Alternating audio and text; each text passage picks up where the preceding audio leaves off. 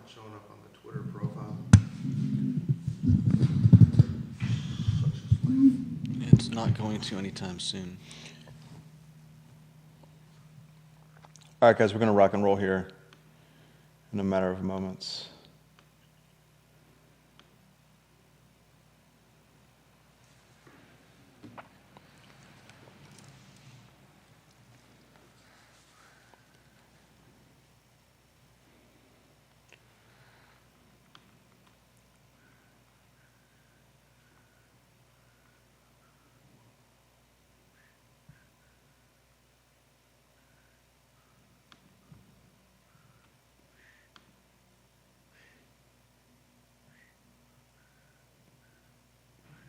Like and share the show, like and share the show, like and share the show. Check out the headlines on the Wednesday edition of the I Love CVille show. What's headline 6 so I can have it in front of us, Judah? Headline 6 is, hold on, let me ACPS. use my toes to count. It's ACPS plus 160 students. Plus 160? 160. And plus 269 employees. Plus 269 employees. Since 2018. Since 2018. That's a Philip Reese contributed headline. Philip Reese, we're going to give you credit for that. Philip Reese is actually going to join us on the show next week, the chairman of the Albemarle County Republican Party. Larry Sabato, we were efforting UVA star professor Larry Sabato for the show. Correspondence has been made, and he is indicated that we can work something out with Larry Sabato on the I Love CVille show. A lot to cover with Larry Sabato. Did I see something recently saying that he should be the... Oh, yeah. There was an op-ed published in, I think, the Virginian Pilot and the Daily Press that Larry Sabato should be the president of the University of Virginia. Did I... Wow. You have in the notification for the group something on John McGuire there. Might be too late to change, but just a heads up. What? Could you edit that? Philip Dow, welcome to the broadcast. Like and share the show, viewers and listeners. Carly Wagner is contributing to this program. This is what we want the I Love CVille show to be. On the group? Yeah, is that not what you saw? I'm looking at the group here. Let's see. I'm going to. Maybe it was the event you created. Either way, the show it does look good on the I Love CVille group. Like and share the show. Like and share the show. You see the rendering for Cherry Avenue on CVille tomorrow? I have not. I'll If you have to could, check it out. if you go to, can we show that on screen without screwing up the stream in any capacity? You go to Charlottesville tomorrow, and the Charlottesville City Council votes to help a crucial funding gap. There's a rendering for what they're trying to do on Cherry Avenue. I saw Sunshine Mathon walking up and down the downtown mall today, literally like 20 minutes ago. Do us a favor. We work hard for you. The only thing we ask in return is you like and share the show. T-minus 1 minute to get started.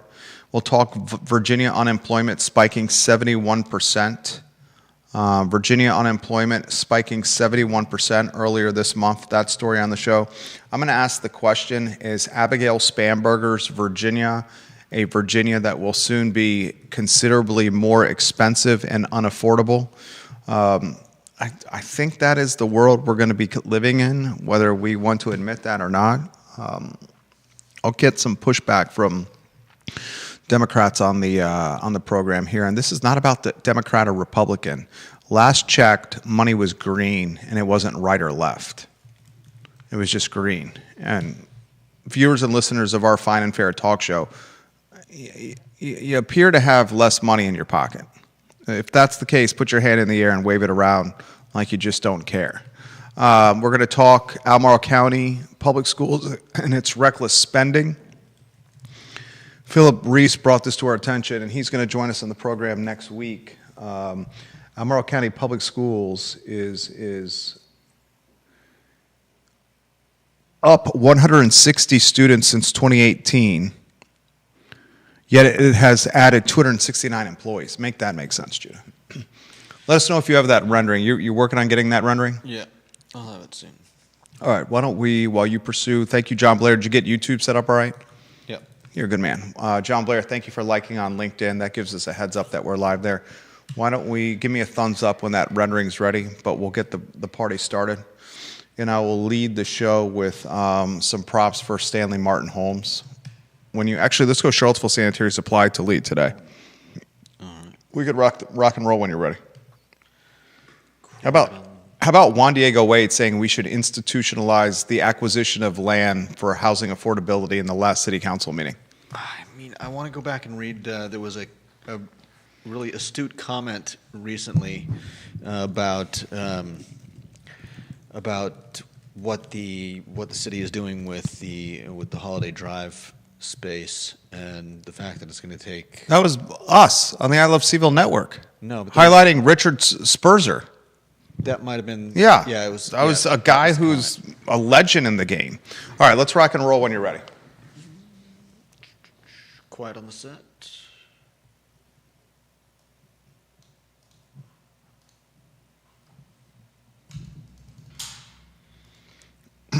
Quiet on the set.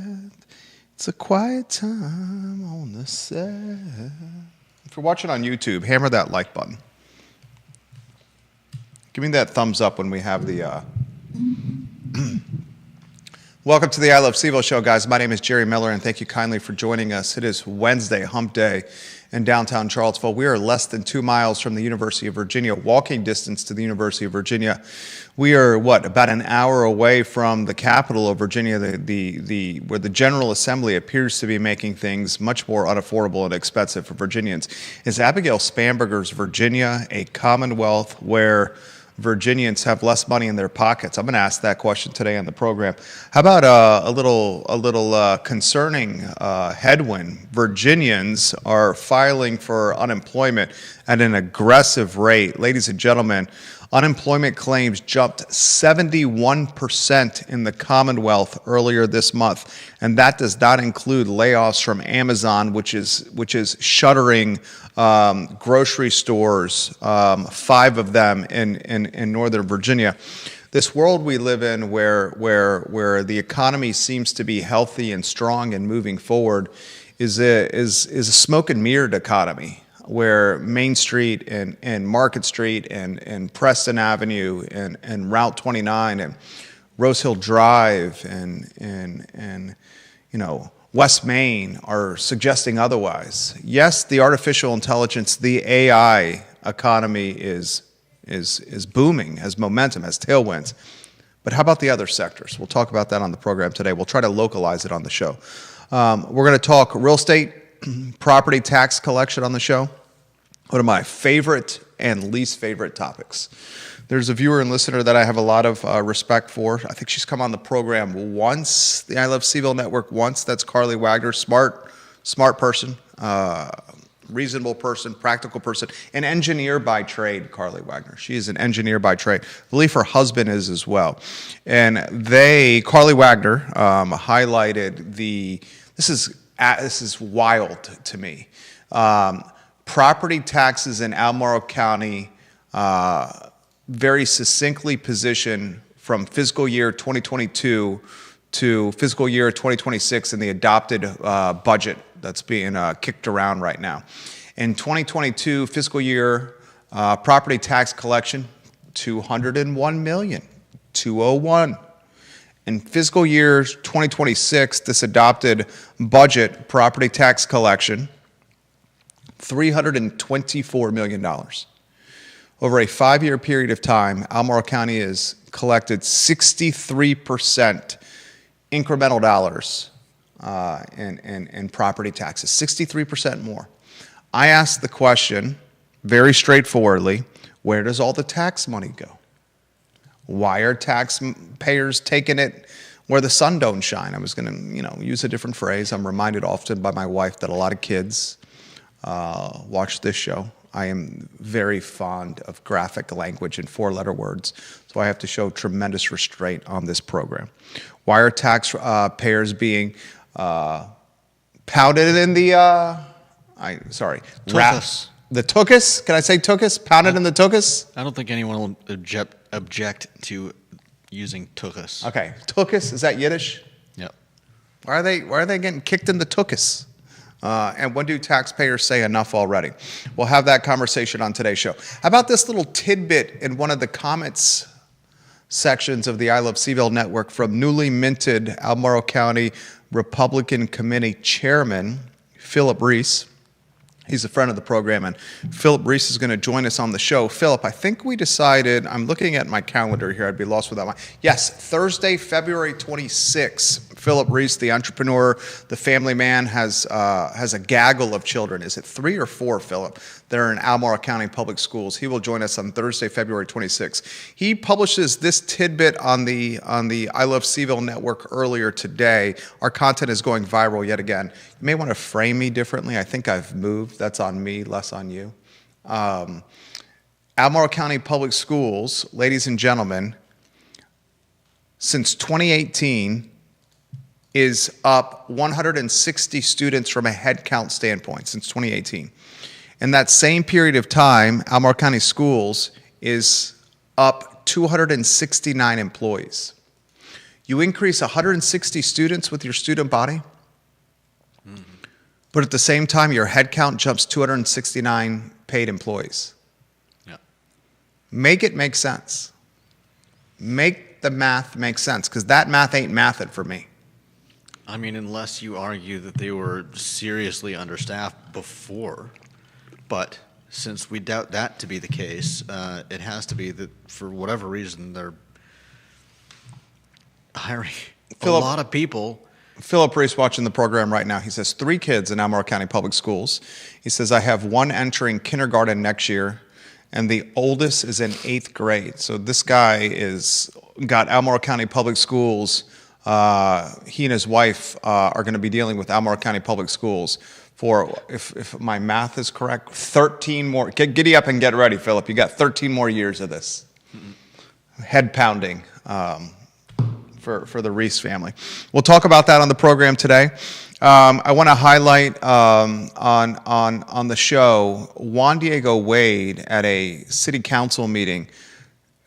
Just this boggles my mind. They were discussing what to do with the $10 million budget surplus. What should we do with $10 million extra dollars in Charlottesville, Virginia? I mean, $10 million in Charlottesville, Virginia. It's not, we got to figure out a way to get the money back to the taxpayers. It's figure out a way how to spend that money, right? And the only person, the only Charlottesvillian, the only individual, because Albemarle Countyans and Central Virginians should speak in the public portion of council meetings because this impacts you dramatically. Interestingly, the only human to speak in the public portion of this recent council meeting about the $10 million budget surplus was the very mentally stable and lucid Nakiah Walker. Very mentally stable and lucid Nakiah Walker. And Nakiah Walker, some of what she said, I will relay to you, the viewer and listener. And the mentally lucid and stable Nakiah Walker then had Mayor Juan Diego Wade respond to her public comments. This is all on the record. All on the record. Respond to her comments, and Mayor Wade, the 2-term mayor, the 2-term councilor, has said, we need to institutionalize land acquisition in the city of Charlottesville specifically for affordable housing. Judah Wickhauer and I immediately, we were aghast. We were what? Because we said, Mayor Wade, didn't Charlottesville City allocate $6.2 million of taxpayer resources to purchase a 27,000 square foot office building on Holiday Drive? And aren't we learning because of the I Love CVille network, the water cooler of content and conversation in Charlottesville and Central Virginia, frankly, the media platform of most merit and reach in the region, that this 27,000 square foot, $6.2 million purchase is now going to cost at minimum at minimum, ladies and gentlemen, an additional $5 million, and will not come online for probably 3 years from today. Why would we institutionalize the practice of taking a bag of money, buying some kerosene from Tiger Fuel, taking the bag of money that is our money, taxpayer money, it's not the mayor's money, not the city money, not council money, getting that bag of money, dousing it in kerosene, taking out a Zippo. I loved Zippo lighters. I used to have a collection of Zippo lighters as I was a kid. If you're watching this program and you had any pyro tendencies, put your hand in the air. God, I love fire. I still am very enchanted by fire. And then taking that Zippo and just lighting the money on fire. It's akin to what Stefan Friedman has done with restaurants of late. We'll talk about that on today's program. I want to show you a rendering of this Cherry Avenue grocery store. Do I call it a joint venture, John Blair? Do I call it a joint venture, Deep Throat? This Woodard Properties joint venture with Sunshine Mathon and Piedmont Housing Alliance and the city of Charlottesville.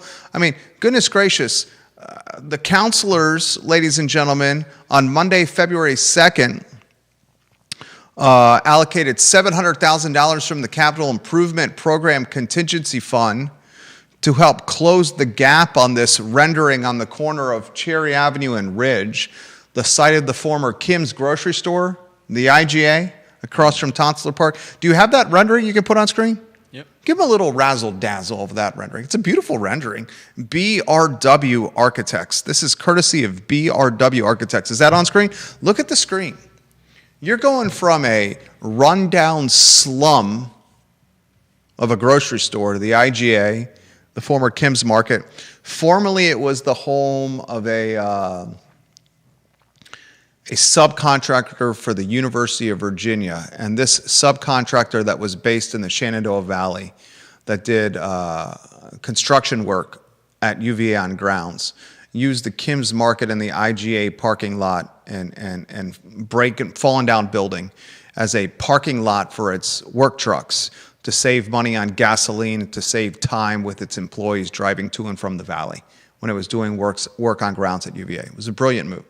Now the city council of Charlottesville has allocated your money, not all our money, taxpayer money. It's not the council's money, to close a funding gap here, because goodness gracious, great balls of fire, in 2026 we need a grocery store in a food desert, and that grocery store is going to be run by residents of CVille who have zero experience in the grocery business, and these residents of CVille are going to compete with Kroger and Harris Teeter and Food Lion and Giant and Whole Foods in the grocery wars.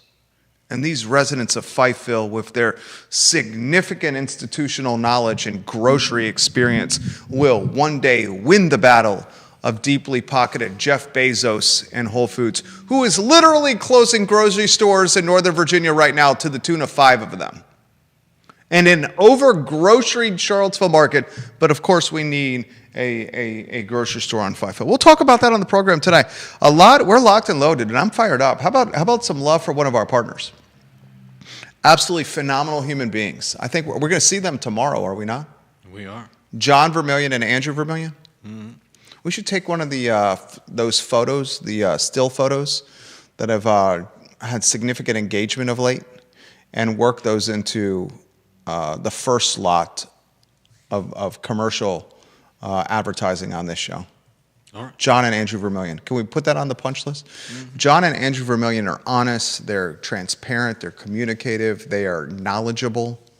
And Charlottesville Sanitary Supply is approaching its 62nd birthday on East High Street.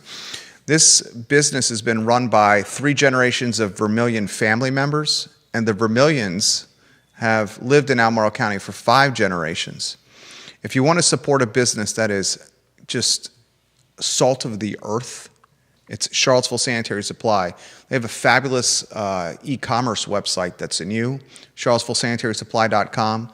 where anything you purchase on that website, which is priced below the big box stores, is delivered on your doorstep the same day at price points that beat the big box stores. There's no reasons to not purchase anything sanitary, anything cleaning at any other place but Charlottesville Sanitary Supply.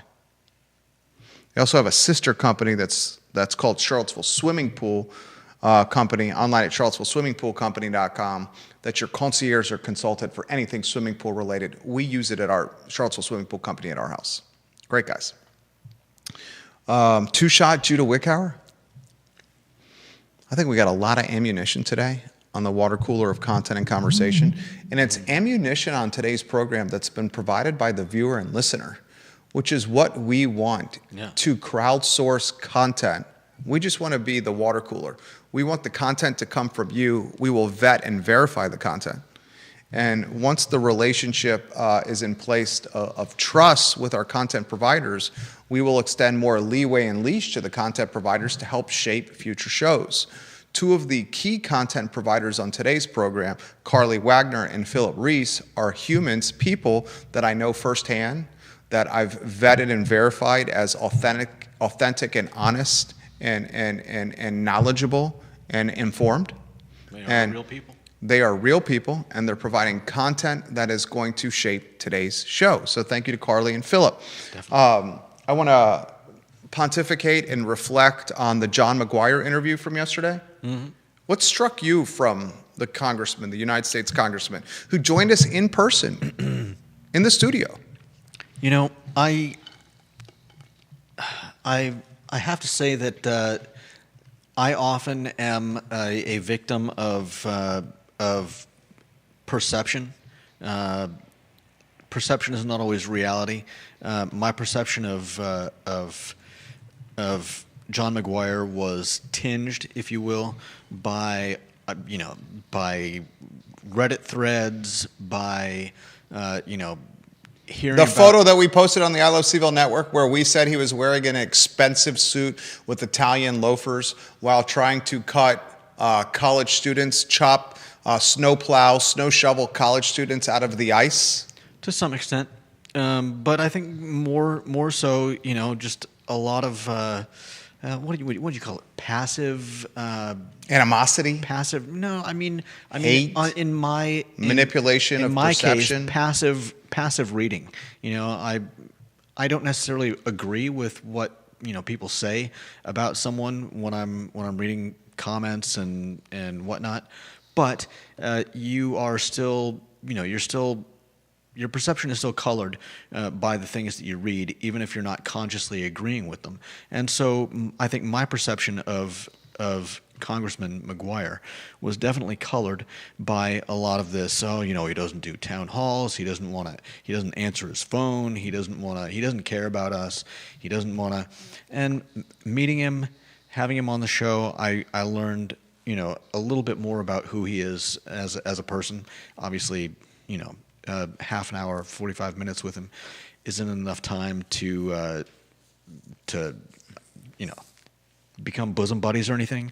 But I think I have bosom buddies. I think I have a better understanding of who he is as a person, what his desire is as a congressperson, and where he stands on obviously some of the subjects that we talked about. And I've got a greater appreciation for him as a person, as a congressperson, and I don't think this actually came up in the interview, but us talking before and after the show, I also gained a bit more of understanding as to why he's not jumping out of his seat to participate in a bunch of town hall meetings in Central Virginia. I mean, he did a meet and greet at Steve Harvey's First Free Coffee in the Hollymead Town Center, and he was greeted by 36 protesters. I saw the video yesterday that were singing protest songs outside of First Free Coffee while trying to make their presence known within the windows of First Free Coffee. Yeah, it really casts a very different light on people saying, that he doesn't do town halls.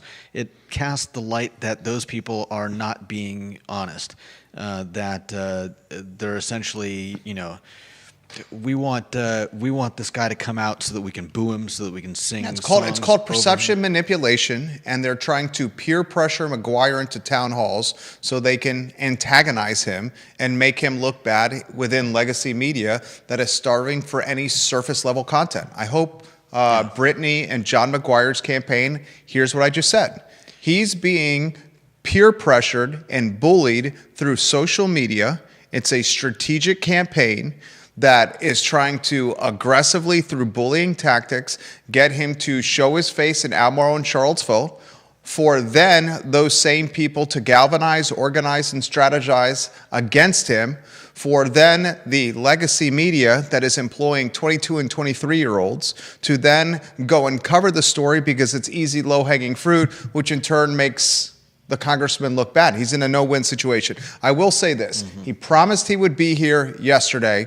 He showed up here yesterday. He showed up early. He spent 35 to 40 minutes with me answering questions, including questions that were very straightforward, his relationship with Trump, the willingness for congressmen and representatives and senators to speak out against Trump despite Trumponian backlash, the role of ICE in America, and whether ICE agents should be held accountable for what I call murders in Minneapolis. I asked him if they are quantified as murders or deaths or loss of life, how he would describe them. He answered that question as well. We talked about affordability. We talked about we ran the gambit, and he answered them. And then at the end of the interview, he said, why don't we talk about the photo you posted, Jerry Miller, where you were basically making fun of me on social media for wearing a suit while shoveling teenage college students out of an iced out parking space, and how I got to that point, made sure in very respectful yet clear terms to highlight that it was not Italian loafers like I initially described them. I kind of knew that, John, but they were cowboy boots instead, and that the Italian expensive suit was instead off the rack of Joseph A. Bank, and perhaps why it did not fit most perfectly. Okay? So I appreciate him. As do I. For coming on the program, and I look forward to other interviews. And I caveat by saying this, Tom Perriello, will you now rise to the occasion, Tom Perriello, and come on the I Love CVille show as your competition, John McGuire, has done? It's one thing, Tom Perriello, for you to offer sound bites in front of indivisible Charlottesville, and it's another thing, Tom Perriello, for you to come and sit in this studio and do long-form content where we can really get into the meat and potatoes of policy, of protest, of red tape, and frankly, the headwinds Virginians in the 5th District are facing in 2026. So Tom Perriello, now I will utilize our influence and our platform to pressure you to come onto the I Love CVille show. First, I should respectfully ask him, Tom Perriello, I'm respectfully asking you, sir, to come on the show. If it's crickets, we will, pick up the pace and tempo a little bit. A couple of programming notes. We're working on an interview with Larry Sabato. Wow. Maybe UVA's star professor, Ken Elzinga, Larry Sabato. So Larry Sabato soon on the I Love CVille show. We'll keep you posted on that. I'd love to give some attention to Stanley Martin Homes. Stanley Martin Homes is dedicated to building homes that cater to each person's unique needs and lifestyles. Stanley Martin Homes has high-quality single-family homes, townhomes, and condominiums, which are designed and constructed with innovative techniques that ensure exceptional efficiency and aesthetic appeal.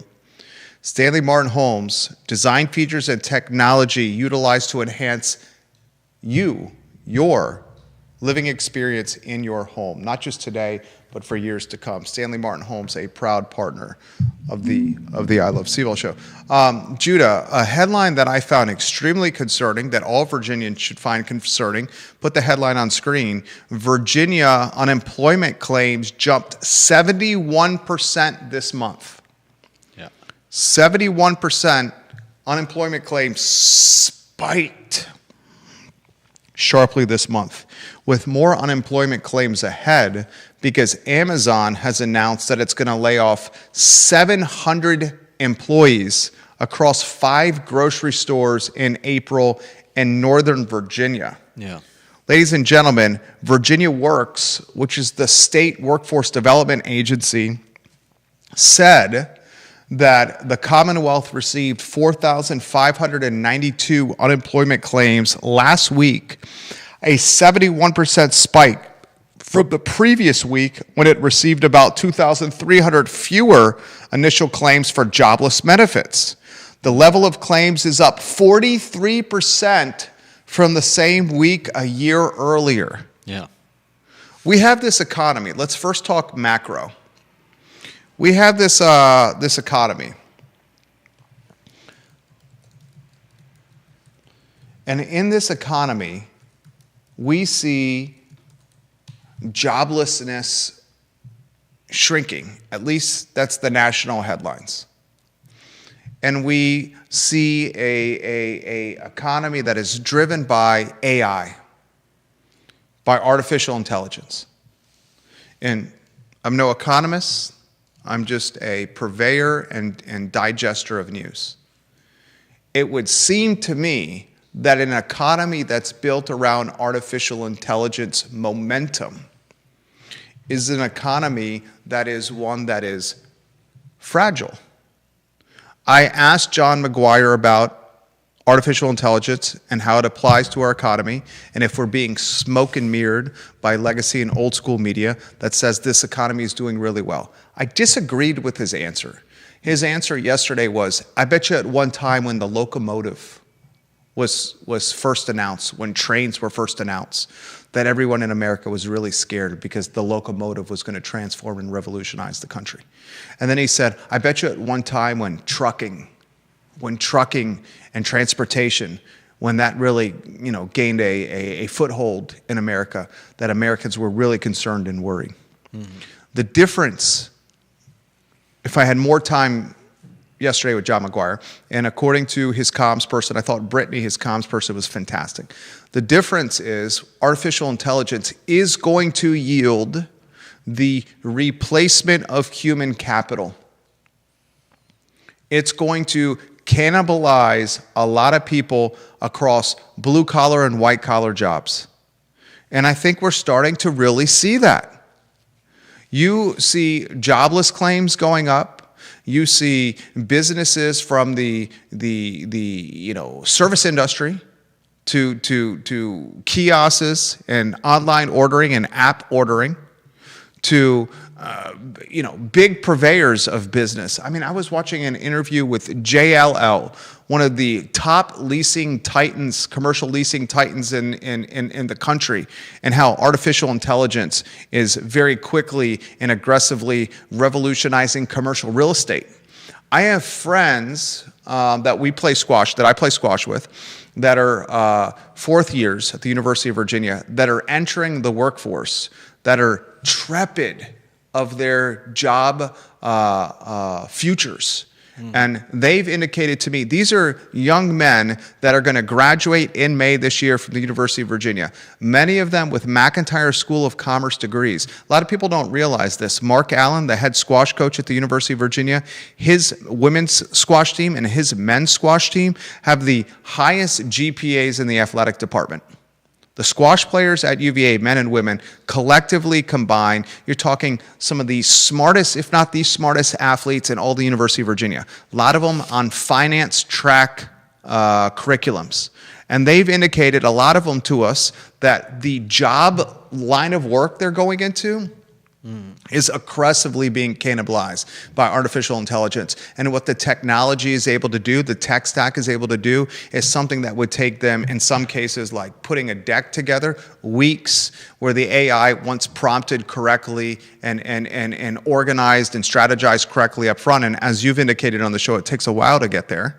It's a learning curve. But once those prompts are there, those same decks can be done in minutes.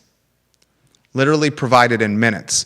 What these students are going to come into Wall Street in the workforce, they're expected to do in weeks while making 6 figures Okay, so I am not buying what legacy media is selling, and now I want to try to localize it to Virginia. Corinne, you want to jump in? This is usually when you have beef with what I have to say with artificial intelligence. It's not that I have a beef. I think the problem is that it's a double-edged sword, and I think there's a lot of short-sighted action taking place in terms of, like, you talking about these tech stack guys. I actually just saw something recently about that, and the problem with that assumption, and I'm not saying it's a problem with your assumption, it's a problem with the assumption that that just because AI can do this stuff at a much faster clip, people think that it can just take over, all these jobs, and that's true in a lot of different cases, a lot of different job environments. And the fact of the matter is, I reiterate this over and over again, AI as it is now is not AI, it's LLMs, it's ways of parsing information and outputting a speedy response, and it requires someone who can use that tool. For instance, with the tech stacks, it may be able to output all this information, this tech stack, much faster than a recently graduated business student could.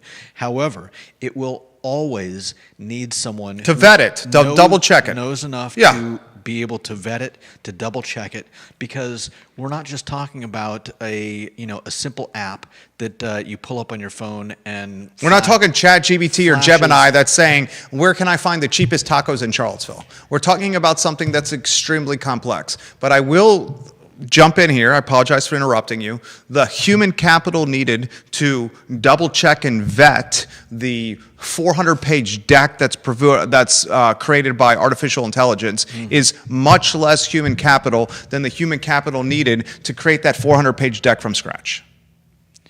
Like I said, very, very short-sighted, because that's not the only concern. As you said, there's far more involved than just asking ChatGPT to write you a paragraph. 100%. But respectfully, go ahead. The people that are doing the jobs of checking the code of, those people are not always going to stay in those jobs. Those people take higher up jobs and take the place of the people that were above them, and those people move up into other spots. And if you start cannibalizing your own system because you think one portion of it requires far less people, eventually you're going to run into a problem where you don't have this staircase of people that know enough to do the job above them, and you just literally what Deep Throat is talking about here. I'm going to get to Deep Throat's comments here. Please do. Yeah, I will get to. He works in finance. I'm going to get to Deep Throat's comments in a matter of moments. I want to also respectfully push back while also trying to stay online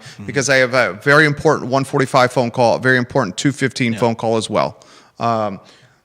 The technology, the artificial intelligence, is at its early stage, its infancy, and as it matures from infancy and adolescence, if you may, through its kindergarten, first grade, elementary age years into middle school, into high school, that technology is going to become more robust, more accurate, more dynamic, and even more likely to replace human capital. We're in agreement with that. It's always going to need someone who can use the tool. Okay. You and I understand what you're saying, and I don't disagree with you. It is going to happen that companies we need to get are short-sighted enough. Again, short-sighted enough to start cannibalizing their own.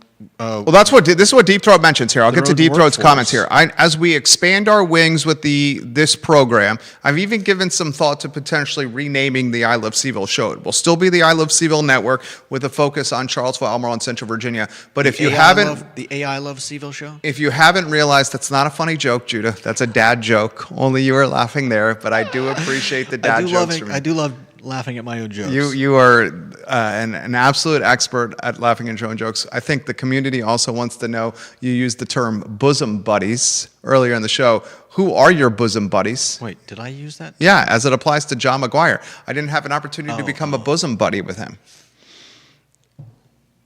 Who are my bosom buddies? He needs a bosom buddy. Ladies, he's single and ready to mingle. He needs a bosom buddy over here. All right, I'm going to get to Deep Throat's comments here, okay?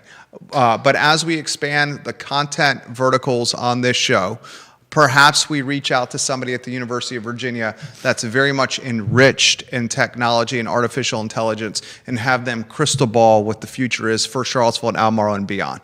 Just an idea. Deep Throat says this. Let me give you put his photo on screen. Let me give you an observation about junior finance people. I do want to highlight that this is Deep Throat's world. Had a good conversation with Deep Throat yesterday as it pertains to some of his work in Venezuela, without revealing too many details there. He says, let me give you an observation about junior finance people. Years ago, there was a move to use junior outsourcing. His firm used a company in Sri Lanka. They had teams of people who were much cheaper but with reasonable skills to do a lot of the junior analyst gut work. Yeah. The problem was, we realized quickly that where did our next generation of senior people come from? Exactly. We realized that a lot of these tasks were not just about delivering value for the company at the lowest cost, but training. also a form of training for the next generation of senior people. Same is very true for big law. Definitely going to take out a lot of jobs, but maybe not as many as you would think if it were a question of instant cost optimization. I will push back respectfully with Deep Throat, who he knows I have tremendous respect for. A publicly traded company, it's about profits for shareholders today. And a publicly traded company who's trying to deliver profits for shareholders today cannot look, or cannot's the wrong word, is unwilling to look that far down the timeline of not rite of passaging junior associates into senior associates, basically a fraternity pledging experience, right? And they just want profits for stockholders today. Right. Okay. Examples of this are abundant. I mean, goodness gracious, let's take what's happening with Amazon. Yeah. Let's take what's happening with its grocery store business. 700 employees laying off in Northern Virginia, as a lot of this is being automated. Let's take what Bezos is doing with the Washington Post. Okay, now a lot of that is not directly specific to artificial intelligence. Bezos was hemorrhaging money at the Washington Post. But I think they're good parallels. Yeah, there's examples to be made there. Now, we have a lot of news that we want to get to. The unemployment spike of 71%. As we segue into Governor Abigail Spanberger, Governor Abigail Spanberger, it's we're going to ask you to come on the programs, Governor Spanberger. Abigail Spanberger, I think Do it. I think you should be coming on the program. We'll respectfully reach out to you, and we'll also pick up the pace and tempo as well with Governor Spanberger. I'd love to hear what she has to think about all of the tax bills that are going to be coming across her table if they haven't already. 50 plus tax bills. The General Assembly is considering, all Democrats. Yeah. We asked the question, Governor Spanberger's Virginia, is it becoming more expensive for you, Judah? More expensive for me? More expensive for you, and Jenny and Joe in the back? Because it certainly appears to me that Virginia, the Commonwealth in 2026, has become increasingly more expensive. How many of you opened up your Dominion energy bills? Oh. How many of you are grabbed by the short and curlies by a monopolistic Dominion Energy, who is the funder of all political or most political campaigns? The Dominion Energy Chief Executive Officer is on the UVA Board of Visitors for not one but a second rodeo, appointed by Abigail Spanberger, the Dominion CEO, to the UVA Board of Visitors. Dominion's behind-the-scenes influence and clout to maintain utility increases in a monopoly-type setting should be front and center of every political candidate, every politician's initiatives, endeavors, efforts. Should be diminishing the monopolistic control I was of blown Dominion. away when I saw just what I was paying for the distribution service. So like, they're given the rundown and I see, okay, here's, the stuff for the actual electricity that I use. And, the obviously other things like the state consumption tax, the Charlottesville city utility tax. But at the very top was distribution service. And I had to look it up. Like, what is this? Because it was easily, I think, like between a quarter and a third of my monthly bill. I was like, wait a minute, what? Because that's not paying for the electricity that I used. That's not paying for, there's all kinds of stuff that they have on here, but I could not believe how much just the distribution service charge was. How many people are taking it in the tuchus when it comes to Dominion? Now, Dominion's going to say this. See, Dominion's smart. Dominion's got all that money. Dominion's got all that dry back, all that dry powder, and Dominion's got all that clout. It's curried, it's earned, it's cornered with politicians because it's funding a lot of these campaigns, right? Oh. Dominion is going to say this. It was a generational ice and snowstorm in Virginia. They were single digits. It was generationally uncommon and freezing and cold. Of course, your electric bill is higher. And a chorus of people will raise their voices to say, "No, I did not use any more electricity than I did the previous month." Anyone find it curious that Abigail Spanberger, who ran on a platform, who campaigned on if there was one word that embodied Spanberger's platform and campaign, it was affordability. Mm-hmm. Her campaign was affordability for Virginians and also the anti-Donald Trump movement. That was Spanberger's campaign. Yet the CEO of Dominion is her first appointment to the UVA Board of Visitors, and Dominion's also spiking rates for Virginians. Coming out of a historically generational snowstorm, our electric bill was $700. I believe it. Okay, $700. Mm-hmm. Viewers and listeners, no joke. Okay, so I'm going to ask you this question. Governor Spanberger's Virginia, are we facing one in 2026 that's about to be more expensive? And what do we do about that? And that's a perfect segue and transition to Carly Wagner and property taxes, right? Mm-hmm. You got that on screen? Not yet. We got a lower third we can put on screen. Carly Wagner, you're getting some props on the program. I wanna. Once you get that lower third on screen, I love to get Carly Wagner some props with her photo on screen.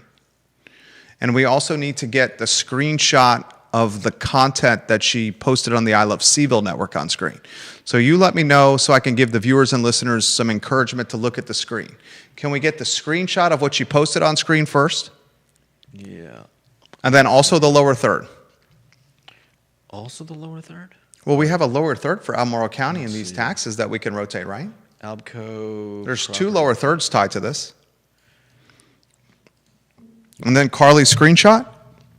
Which one do you want first? This one? Screenshot? No, I know. Okay. Yeah. I meant, because you mentioned putting her up, so. Yeah. All right.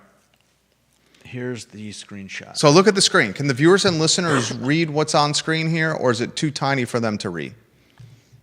I'm not watching it where they are. So. Okay, I'll do it on here. That's fair. That's touche. That's fair. You got a massive Mac in front of you. That's very easy to read, and you're sitting right in front of it. It would be very different than if they were looking at it on an iPhone.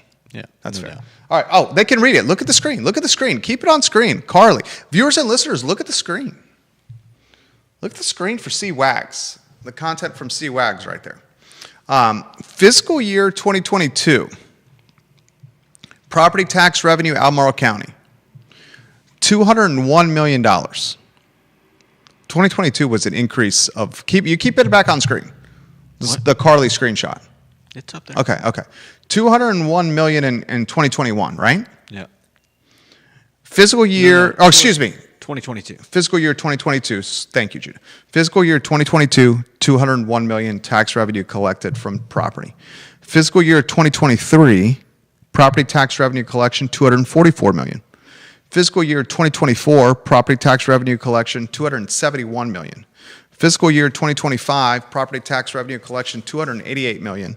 In fiscal year 2026, adopted budget property tax revenue, $324 million. Carly's an engineer by trade. She's a smart person.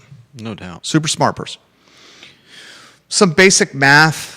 Judah and I double-checked this. Judah keeping me in check over here. From fiscal year 2022 to fiscal year 2026, we see a spike of 61%, an increase of 61%. From 2021 to 2026. From 20, yeah, thank you. Okay. We see a spike of 61%, right? Yeah. Then I'm just a regular old guy. I'm just a regular old guy that has a microphone and a platform that likes to ask questions. Just a regular old guy, okay? Rarely the smartest person in the room. Neither am I. Rarely the smartest person in the room. Often the most connected person in the room, at least regionally, when it's tied to who I can ask questions or get information from or figure out a problem. That's kind of, the value proposition of working alongside our firm. The other questions that we're asking is, where does all the tax money go, Judah? Where does all the tax money go, Judah? You had, in fiscal year 2022, $201 million. In fiscal year 2026, $324 million. Where does all the tax money go? Second question, when did the taxpayers of Albemarle County say, stop sticking it in my tuchus? Is that not fair? When do we say enough already, right? Then I asked those questions, right? And then Philip Reese, who's a real smart man, real smart guy, Philip Reese. Yep. Former defense contractor, Philip Reese, now the chairperson of the Albemarle County Republican Committee. He's a small business owner, owns an escape room locally. Philip Reese, smart guy, level-headed, reasonable guy. Joining us on the program a week from tomorrow on the I Love CVille show. He's got 3 kids in Albemarle County. Let's put the next lower third on screen. You got 3 lower thirds, 2 tied to real estate taxes and 1 tied to schools. Philip Reese response to my comment really gets me thinking. Philip, got me thinking this morning. He says, and he's relaying an information, a tidbit from the Crozet Gazette, and he has since texted me during the show that he's double-checked and triple-checked this statistic, that it's 100% accurate. In 2018, Albemarle County Public Schools has only added 160 students to its enrollment. But in that same time, Albemarle County Public Schools has added 269 employees. That is financially unstable. The Board of Supervisors and School Board need to focus on their spending problem so that Albemarle residents can experience lower taxes. We've got to get to work to do what is right by the people. So I'm going to put it in a nutshell, and then I'm going to offer my commentary. Then Judah, you jump in. Then viewers and listeners, you jump in with commentary of your own. And then this is just a bunch of people at the water cooler of the Commonwealth of Virginia, which just happens to be this talk show. We're at the water cooler. We're shooting the shit, right? Darn it. We're shooting the bull. In 2018, since 2018, Albemarle County Public Schools enrollment has jumped 160 Bambinos, 160 Rugrats. Let's hope they're not truant and skipping school and puff passing behind the trash canisters. Let's hope they're learning. That's a topic for another day. 160 kids since 2018, yet Albemarle County Public Schools, 269 employees. That's a head scratcher. If you only go up 160 Bambinos, but you need 269 paid humans additionally, make that math, right? Yeah. I then say this. I say this as we're getting comments on the feed. And those comments on the feed, one of them came from George Mitchie. And George Mitchie really had me head scratching. George Mitchie says on the I Love CVille network, do you have other fair means of funding public schools and public works that are not tied to real estate property tax collection? And I respond to George Mitchie by saying this. And George Mitchie, you're welcome to come on the program. You're a known commodity locally, George Mitchie. We disagree politically, but we can disagree politically in a golden rule type of way, where we can have a bourbon over here and agree to disagree. Yeah. I respond to George Mitchie by saying, George, when jurisdictions overtax personal property and overtax real estate, that gentrifies communities at a rapid rate. And as a result, families who attend public schools are often replaced with families who attend private schools because it's more expensive to live here. That means public school enrollment drops, which means funding for public schools falls because said funding is tied to enrollment numbers. It's a dangerously aggressive domino effect. Then I encourage George Mitchie to check out Weldon Cooper's data on falling public school enrollment in our region, and it's not a pretty picture. I then shared the link in the comment section of my personal Facebook page where Carly Wagner's post was posted. Follow me on Facebook. My personal page is booming in engagement and popularity. You should follow my page. It's basically become the newspaper of the region. Okay? You look at the link from Weldon Cooper, and you see data. In 2019, the projected public school enrollment in the Commonwealth of Virginia, 2019, projected enrollment was 1,262,000. But they found out by the year 2020, that projection was off by a fair amount. 1,224,000 was the actual enrollment. And that trend line continues since the pandemic to drop where the projected trend line was posted. So that shows us the following, okay? And it's a number of factors. I'm not just going to associate this with rising real estate taxes. I think that is Robert Liberty's a buckshot in the shotgun bullet, okay? It's not the actual reason, the one main reason. I think there are a number of reasons of why public school enrollment is dropping in the Commonwealth of Virginia. I'm going to rattle off a few of them for you, okay? And this is coming from a man who is married to a woman who's phenomenal and whose household is choosing to put their second grader in a private school that's basically $25,000 for the second grade, and who's going to do the same for their 3-year-old once he gets to kindergarten. Okay? So at that point, you're going to have a couple of Miller Bambinos, these damn little terrorists that we love so dangerous, so much, to the tune of $50K for elementary school per year. Okay. I think public school enrollment in the Commonwealth of Virginia is dropping for a number of reasons. One, I think the quality of education, this is really going to get me in hot water. This is really going to get me in hot water, but this is why you watch the show.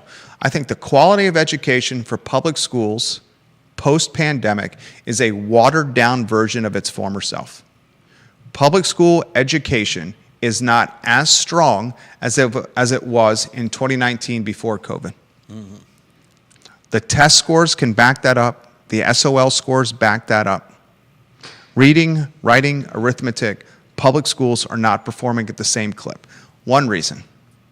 Second reason, I think Virginians are exasperated with the politicization of public school education. There's Virginians that are just flabbergasted with how politics, how gender identity, sexuality, gender fluidity has infiltrated public school education. Yeah. And that frustration has created a disenfranchised, disenchanted parent base that is either choosing to homeschool their kids or rub 2 nickels together and hope it turns into a quarter to afford private school tuition. Okay. Other reasons I think this is happening. Virginia, from pre-COVID till now, is become much more expensive.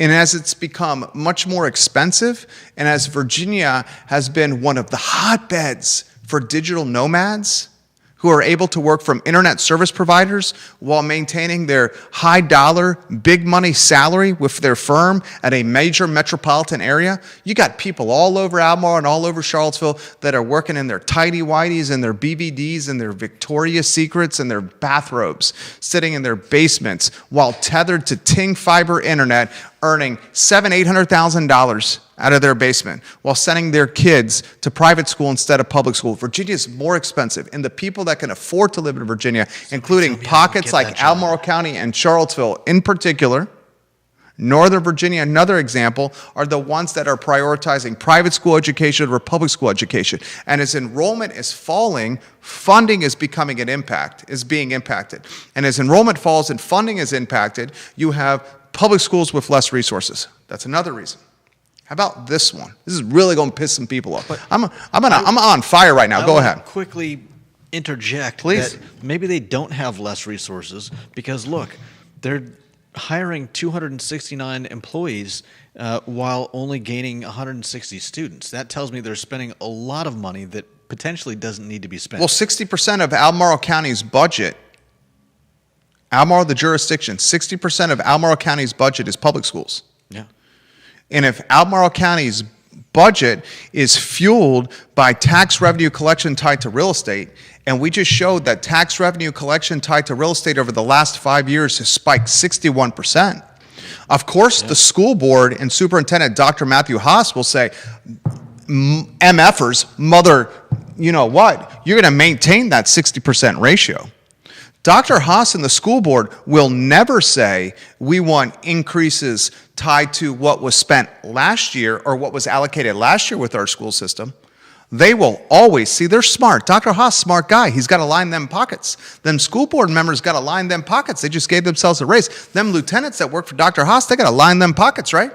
And they're going to say, we got to maintain that 60% percentage, that 60% ratio, that money allocated from the budget to us, the schools. We don't want the public to do this based on the number that was allocated to us last year versus the number that was allocated to us last year or this year. We want that number to always be 60% of tax collections come to us. That is the greatest trick of them all. The greatest trick of them all is bamboozling the taxpayer with the percentage of the budget allocated to the school system as opposed to the actual number in the media. Because if you just keep to the 60%, the average Joe and the average Jennifer is unsophisticated unless one key thing, how they gain the sophistication and the knowledge, Judah,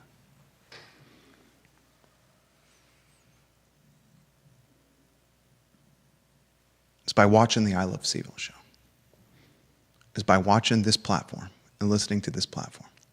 Because we'll explain to the viewer and listener that's watching, all they're doing is pushing a percentage every year of the budget that should be allocated to us, as opposed to clawing through the smoke and mirrors and saying it should be a incremental increase on a number and not a percentage of the overall budget. And that's how we've gotten to where we are today. And I also want to add of what is driving the decrease or the fall of public school enrollment. As the Terry McAuliffes of the world explain that we know parents, better than you. Parents should not be involved in their education. As the Shannon Gillikins of the world of the Charlottesville Teacher Union and the Mary McIntyres of the world for Albemarle County's teacher union, Shannon Gillikins, Charlottesville Teacher Union, as they push the unionization of staff and workers. Those staff and workers need more money because they're collective bargaining and they're working in cahoots together to smart for them. They should be doing that. They should be paid more. I've never said that teachers should be paid less. They should be paid more. They're superheroes. But as they get more, right, resources are pulled away from the kids. And that's when you see a student-teacher ratio bloat from, say, like a 20-to-1 to like a 26-to-1. Do more with less. That's a master class in what's happening around here, ladies and gentlemen. Master class. I want to thank Carly Wagner and Philip Reese. Carly Wagner and Philip Reese for do you have a Philip Reese photo?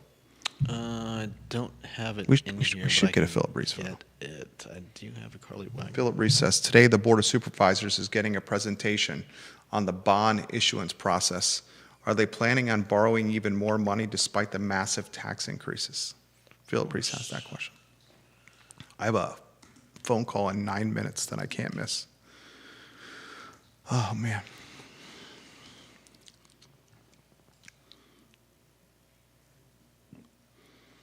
Philip, Coden Owen says, regarding your AI finance example, someone still has to identify the deals to write the deck about. While that may mean fewer analysts needed, it also allows that talent to work on more mid-market deals. Imagine bringing Wall Street knowledge to mid-market transactions for family-owned regional businesses. Coal miners were told to code. Now bureaucrats can learn to wield pipelines. We are in the deal-making business. A lot of people think we're in the podcasting and talk show business. The firm is in the deal-making business. And I can tell you this, that in the deal-making business, when it's tied to real estate, commercial real estate, there's probably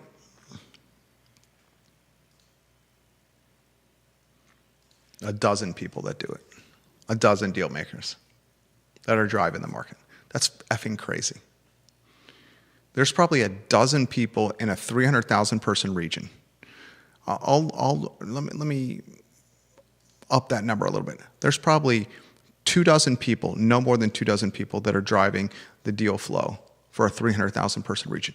24 people that are driving the deal flow for a 300,000 person region. The deal makers.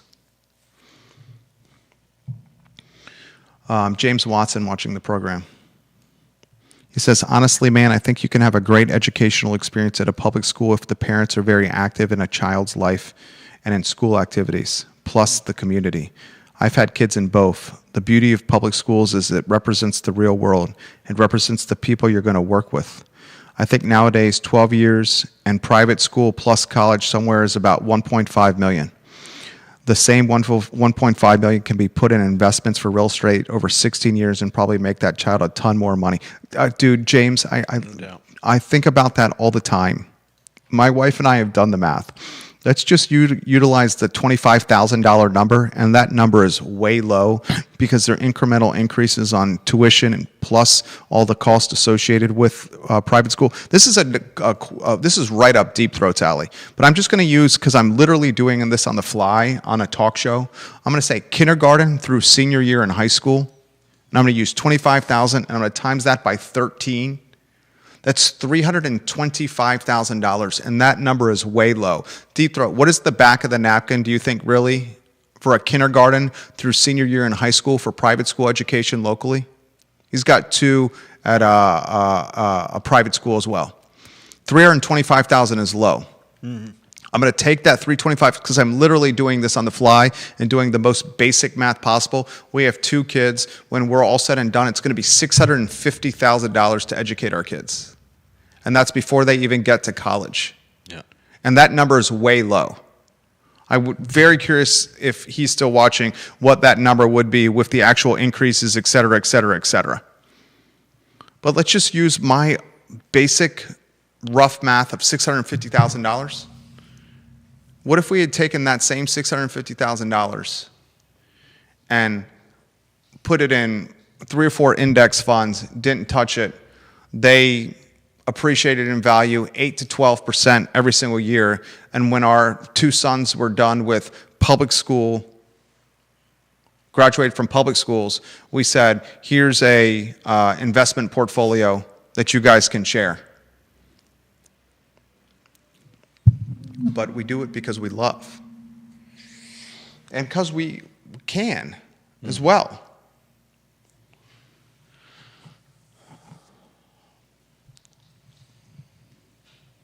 I got a conference call in 5 minutes. John Blair's got a comment. Let's go to John Blair. Feed's blowing up. It's absolutely blowing up right now.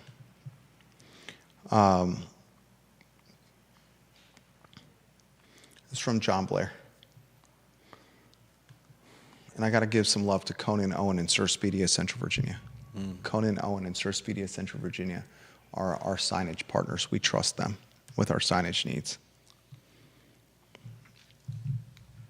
Direct mail, merchandise, uniforms, lanyards, pamphlets, the banner behind me. Conan's a Darden graduate, and he does business also the honest way. That's why we do business with him at the Miller Organization. Deep Throat gives us a number. I'm going to go to John first. I also think the following is relevant, John Blair says. The value of the total assessment of all property in Albemarle County was $23.1 billion in fiscal year 2022.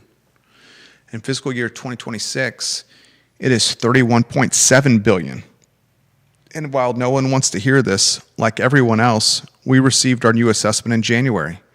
A house on the neighboring street in Redfields just sold for 5% above the brand new assessment.